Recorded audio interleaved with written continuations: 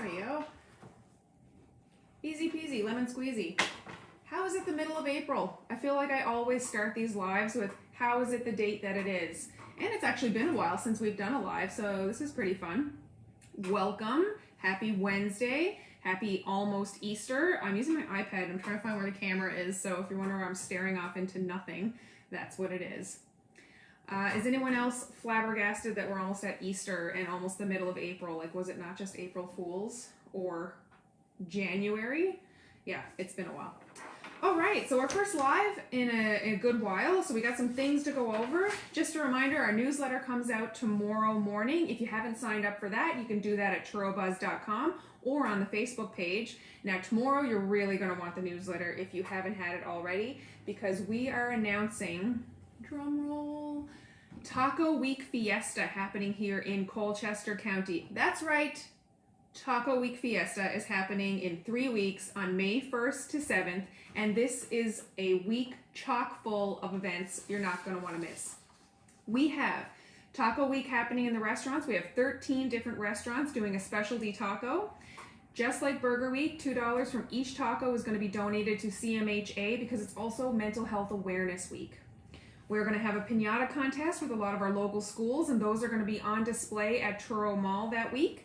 We're having a storefront competition, so if you own a business in the Colchester County, decorate, send us pictures, let us know. We want to see it, and we'll get pictures up on churrobuzz.com for a chance to win an advertising prize pack with ChurroBuzz. And we've also got a Taco Bout entrepreneurship event happening. So if you're an entrepreneur in a business or even thinking about starting one, you might want to check out this networking and Q&A event we're going to be having at the Truro Farmers Market. There's going to be a salsa workshop with Jameson's General Store. We've got a spicy dance night for adults happening with Cobequid Dance Academy. We have kids events happening. We've got bike rides. We've got guided hikes. It's going to be amazing. So all of those details are going to be in the newsletter going out tomorrow. If you haven't signed up for it yet, you still have time, or you can head over to churrobuzz.com for the details. Truro Taco Week, May 1st to 7th. Don't miss it. Okay, so with all of that exciting news happen, we are going to talk to our guest tonight. I love this reveal. I just slide it over. All right, here we go. So we are with Emily from Third Place Transition House. Thank you so much for joining us tonight. Yeah, thank you so much for having me. So if you've been paying attention to the feed, we have been posting that there's a luncheon happening on May 10th, which is their 13th annual Women's Motivational Luncheon. We have our tickets and I can't wait to go. If someone's not familiar, do you want to tell them a little bit about what this is? Sure. It's our 13th annual, kind of semi-annual, because we haven't had one for the last 2 years. We're just pretending those 2 years of gaps didn't happen. They flew by. They're gone. Painless. Anyway, yeah, so we're bringing back the luncheon for the first time.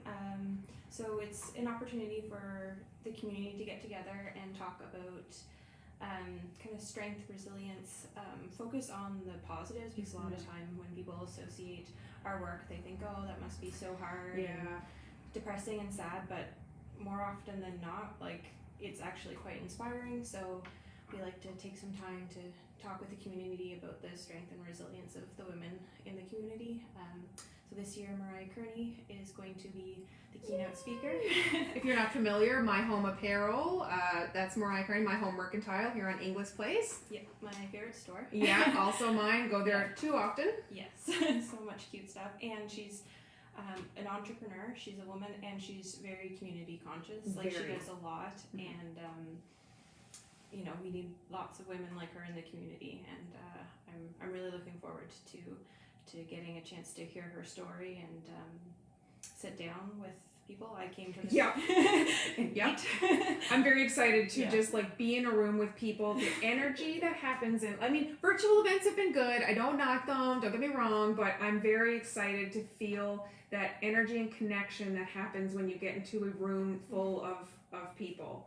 Yeah, I think people are definitely missing that connection. So this will be a great opportunity to get out, see people you haven't seen in a while, maybe meet some new people, because I think Truro is definitely growing and there's a lot of new people moving to town.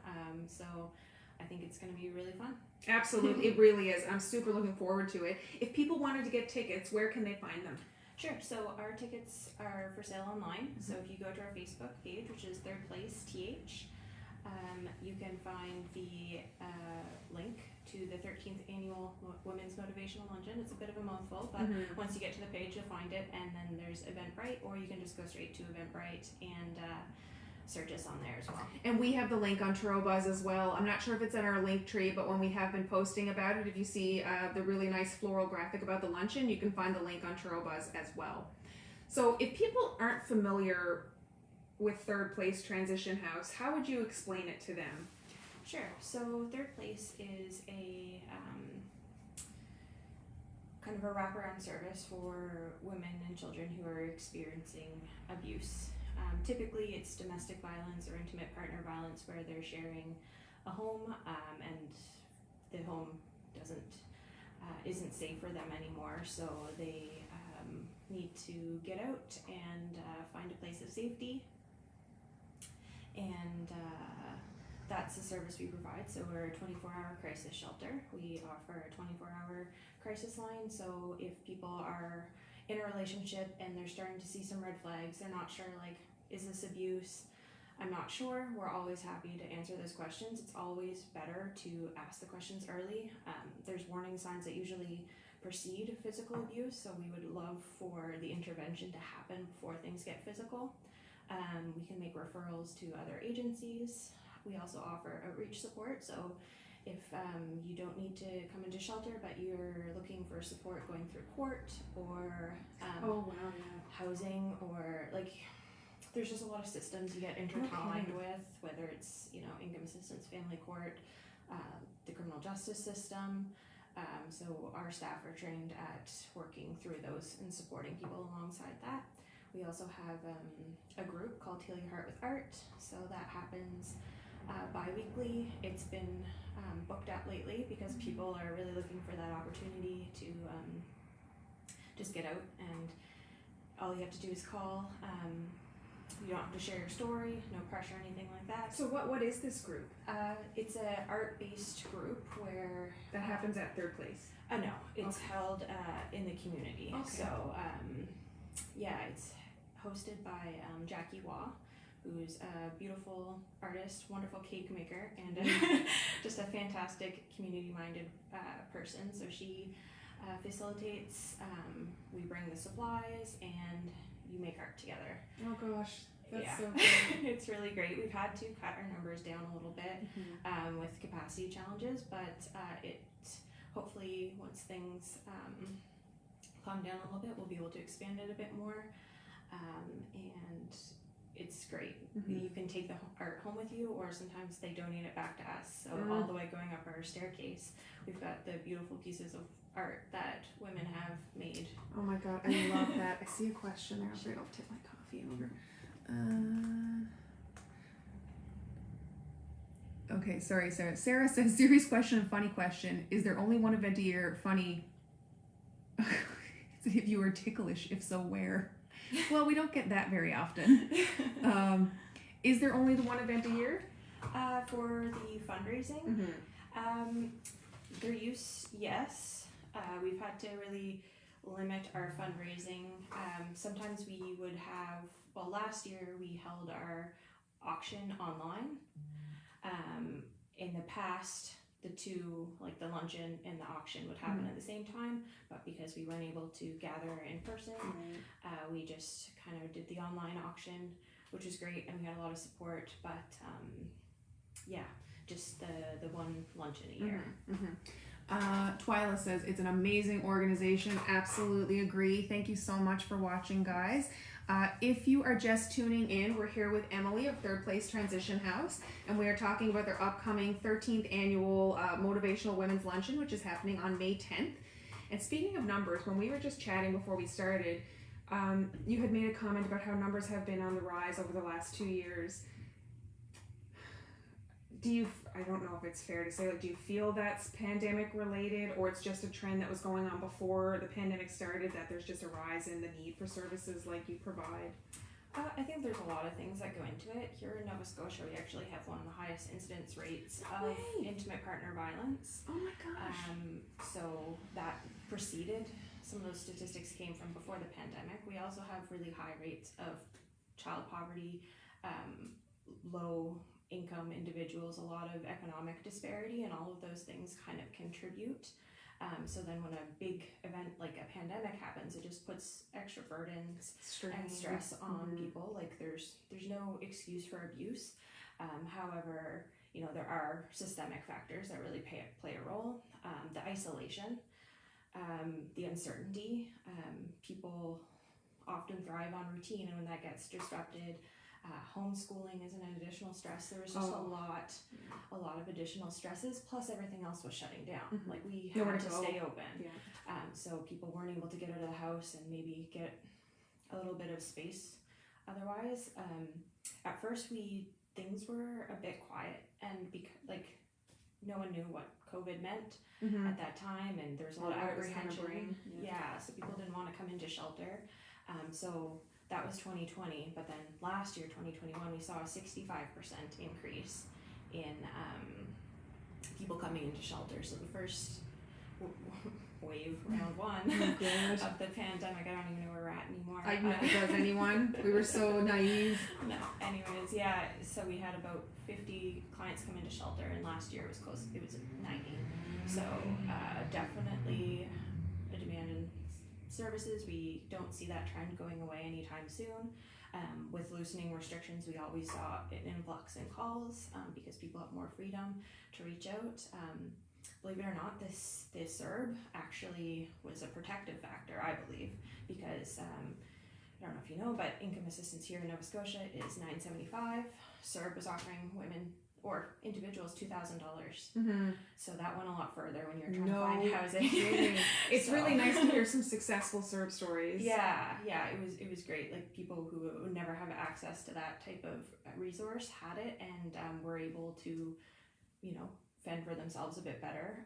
And now since that's gone, we're definitely seeing people really struggle. Like we offer a 6-week stay, and that's not a lot of time to rebuild your life. No kidding. To find housing, to source your income, to, you know, if you're working, like it's a lot. It is a lot.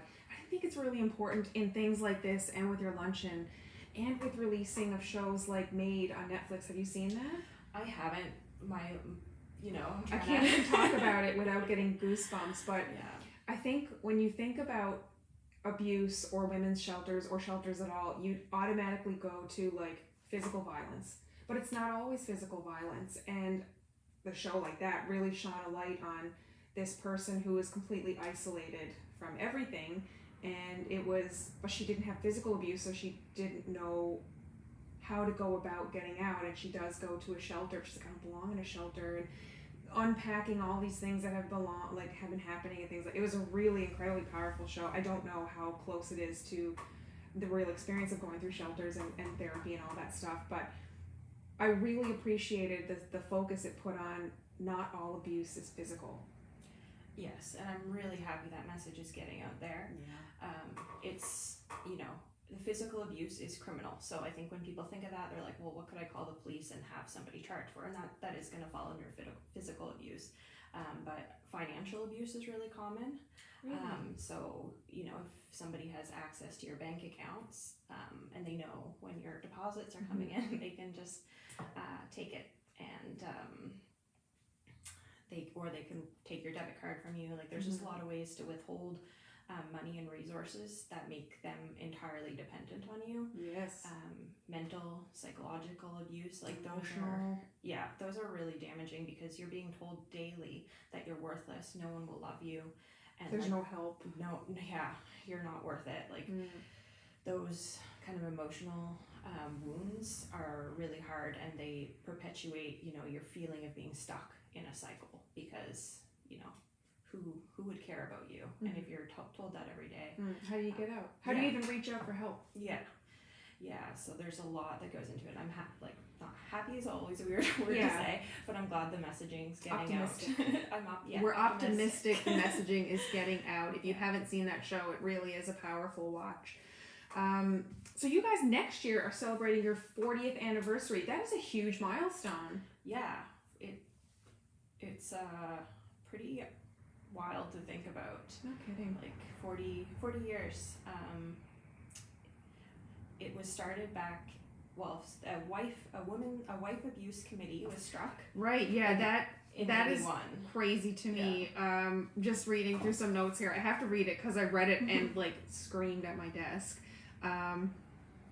A truly radical idea at the time was wife abuse, as it was called, was socially and legally acceptable. Yeah, I mean, I'm sure you're familiar with like the rule of thumb. You know what? I do remember that. Can't beat them with anything bigger than your thumb. Yeah. Oh my god. Beth, where you can purchase tickets, there's an Eventbrite link that you can go to either on Truro Buzz or Third Place Transition House, or you can go to the actual Eventbrite site and type in Third Place Transition House, and the event should come up. But the links are around on both our pages. Let me know if you can't find it. Yeah, that's great. I remember the first time I heard that, it was like, are you kidding me right now? Yeah, it was just, the social order was that a man was allowed to discipline his wife and children the way he saw fit, and it wasn't until 40 years ago that we as a society started to say like, hey, maybe not. Yeah. I think I'm gonna call this one as shouldn't be happening anymore. Oh, and you did go through a name change as well. Yeah, so language is everything. It's very important. Yeah, so it used to be the wife abuse committee, then it started getting recognized as domestic violence, and for a long time, for 39 years, trying to do math, I'm a social worker, I don't do that. So we were the Victims of Family Violence Association. So over the last couple of years, we took stock and started to reflect on that. And some people do identify as victims. We support victims. We believe victims. But we believe that individuals have the right to choose how they identify. So we don't want to apply that label to our services. Of course. So we went with Colchester East Hants Transition House Association because that's very descriptive of what we do. So whether or not you identify as a victim, a survivor, just a person going through a difficult time, we're here to support you, and we want to make sure that language is inclusive and reflective of that. Absolutely. I think it's really important to point out, like you said earlier, that it's not just people that necessarily need immediate shelter. It's resources to help people cope with what they're going through, whether it's court dates or looking for help, or what are some other services that you can touch on outside of actual housing that you guys offer? Sure. So like in Nova Scotia, if you're housed at all right now, maintaining that housing is really important. So there's a peace bond you could get, and that would provide you some protection. And then there's an emergency protection order, so we can help with those. So both of those would put kind of conditions and boundaries around contact and things like that. So those are usually scary processes for people. It can escalate the risk of violence. So we're there to support that. And if you're looking to slowly move on, we can help with safety planning. So safety planning is just coming up with a plan for how you can get out of danger.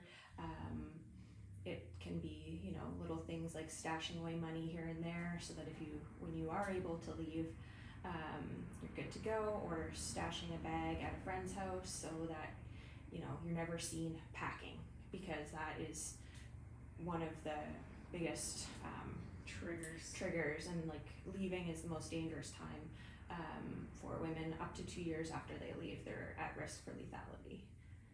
So we're always happy to walk people through that.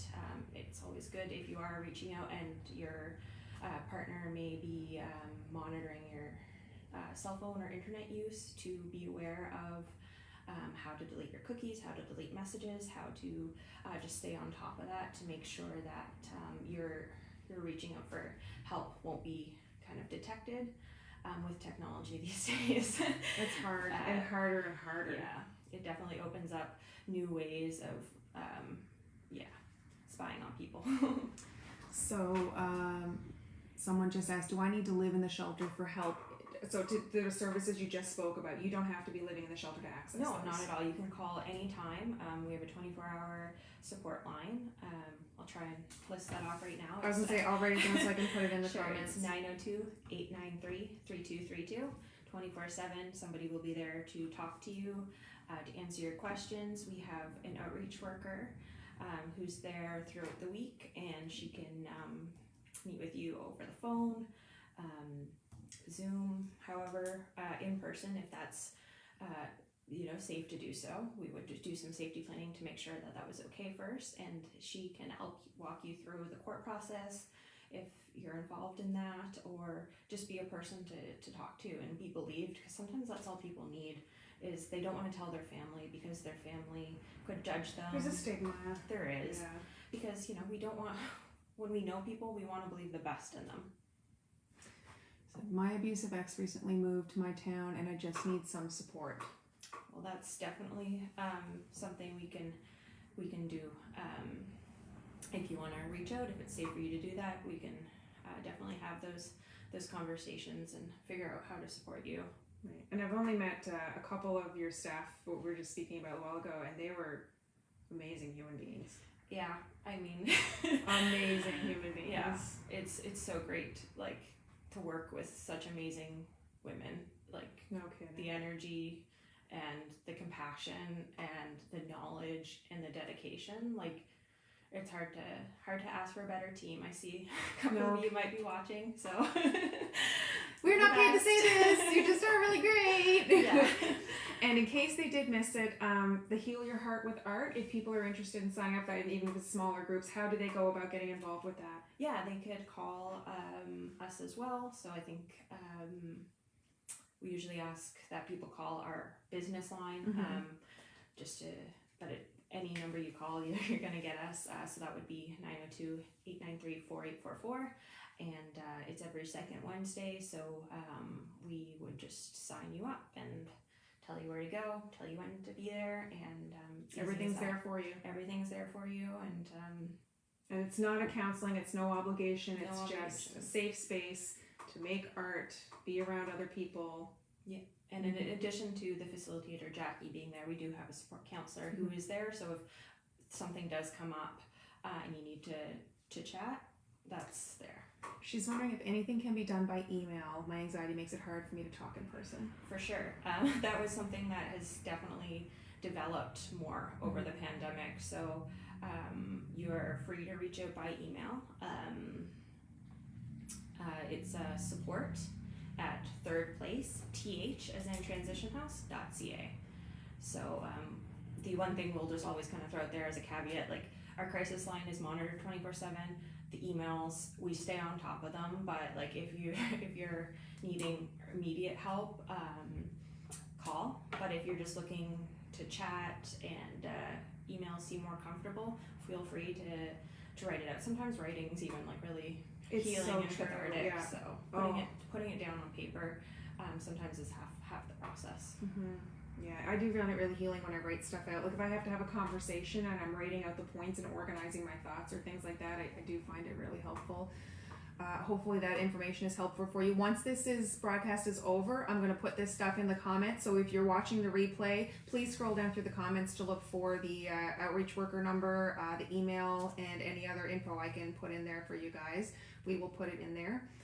If you're just tuning in, we're talking with Emily from Third Place Transition House here in Truro and Colchester. And we are specifically talking about their upcoming 13th annual Women's Motivational Luncheon, which is happening on May 10th. Tickets are available online and they are going fast, so you're definitely going to want to get yours. We cannot wait, and I've had a lot of people approach me, where can I get tickets to this event? And it's like everyone's just, it's a good cause, but also so excited to come together and just have positive interaction. Yeah, and we're really excited for it. Like, I think being new to town, I was blown away by this community and how much people care. Like, and do buy your tickets soon. We, as of today, are 50% sold out. We've had to reduce our capacity, so we are expecting we will be sold out long before it comes. So if you're somebody who leaves things to the last minute, you're probably going to want to get on that. Yeah, absolutely. I'm very, very excited. You still have a little bit of time, but don't wait. As we spoke about, like, the pandemic and the rising need in numbers, community support is obviously really important to you guys. So other than attending things like this, how can the community support the Third Place Transition House? Well, I think that there's a lot of ways. We do have a lot of people in the community who donate. You could. And is it you can donate finances as well as like products, or what? Yes. What kinds of donations do you accept? So we have very limited storage. So it's always great if you're looking to make a donation. Maybe call ahead. What we could always use is personal care items like shampoo, conditioner, toothpaste, mouthwash, feminine hygiene products. We, stockpile what we can. A lot of times people want to make clothing donations, however we have very limited space, but we do have an agreement with New to You. Oh. So we often refer clothing donations there, so our clients can go down and have a gift card and Oh, that's fill great. their boots there, so that way you're kind of supporting two organizations at the same time.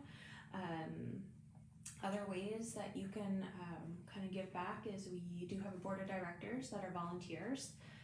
So if that was something you were interested in learning more about, that is something to reach out via our website to learn more.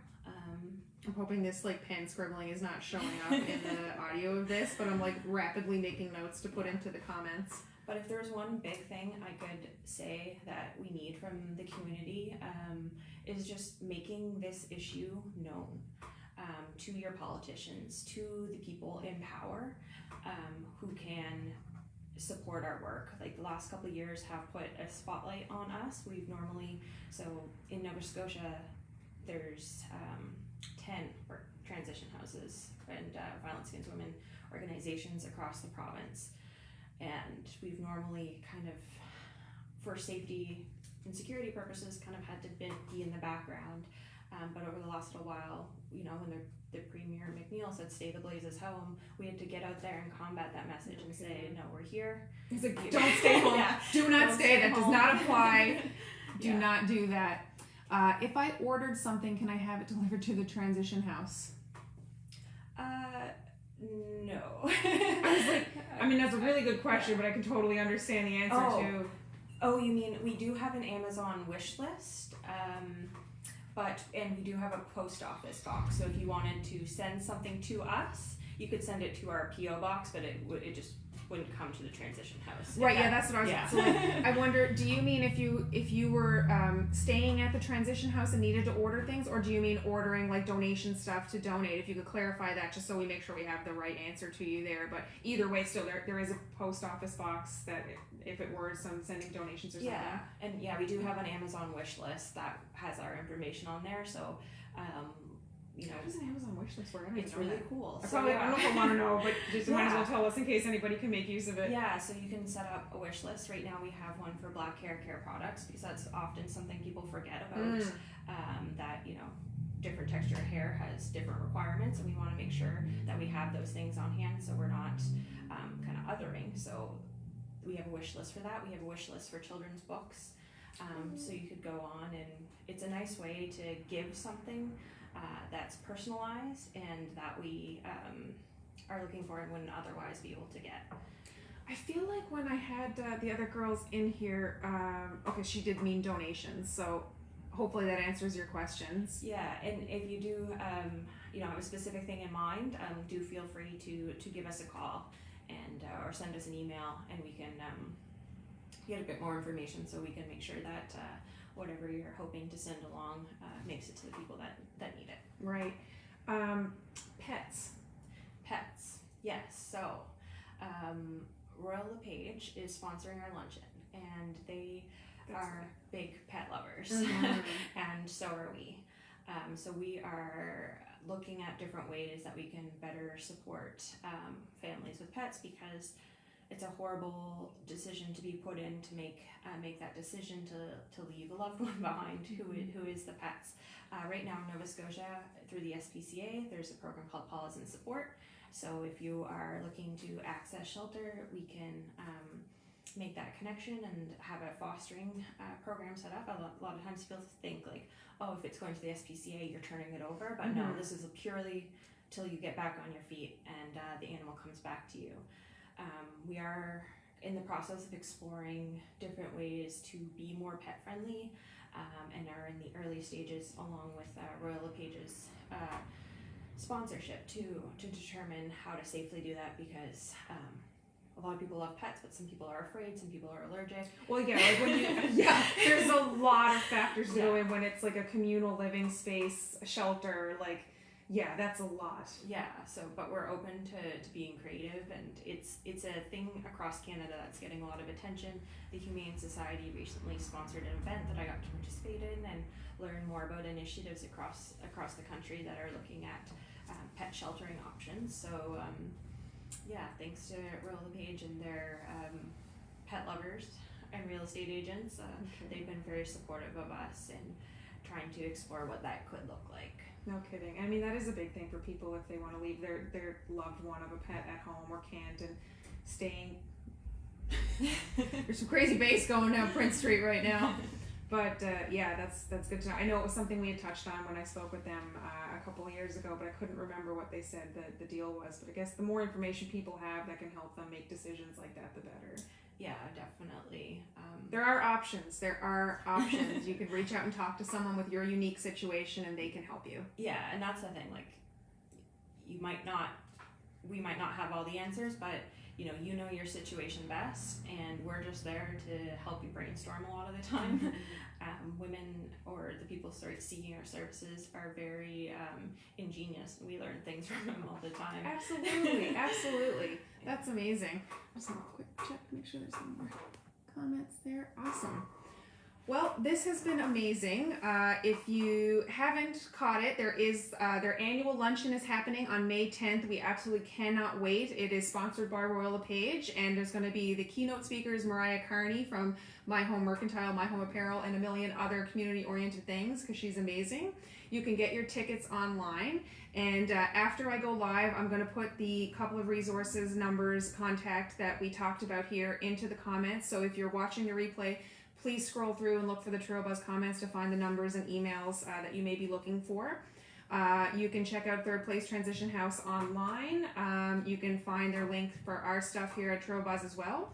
You can buy the tickets for the luncheon online as well, or you can search for it at Eventbrite for the 13th Annual Women's Motivational Luncheon at Third Place Transition House.